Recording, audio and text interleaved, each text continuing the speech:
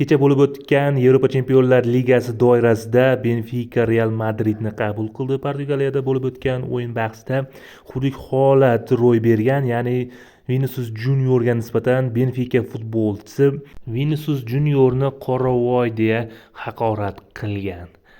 Bu ko'plab Yevropa ommaviy axborot vositalarida keng yoritildi, muhokamalarga sabab bo'ldi va bu haqda hozirgina Vinicius Juniorning o'z fikrini bildirib o'tdi. Demak, Viniciusdan eshitamiz.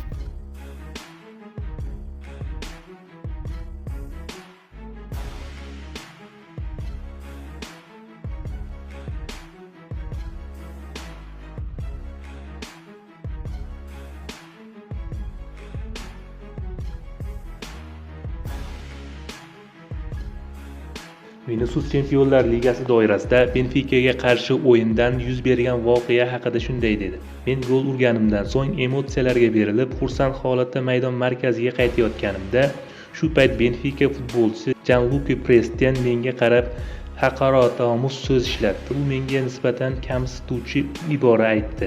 "Ey qoravoy, o'zingni bos" dedi. Men darhol hakam yoniga borib bo'lgan voqeani tushuntirdim. Hakam o'yinni to'xtatdi. Shu orada stadionda shovqin ko'tarildi. Muxlislar vaziyatni noto'g'ri tushunishdi.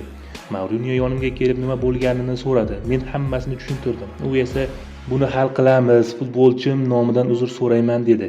Keyinroq jamoadoshim Mbappe vaziyatga aralashdi. Mourinho uni ham tinchlantirib, masalani nazoratga olishini aytdi.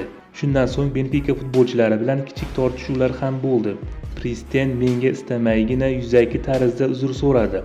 Ochig'i bu uzr samimiy tuyulmadi. "Ha do'stlar, men qoraman. Buni o'zim tanlamaganman. Har bir insonni yaratgan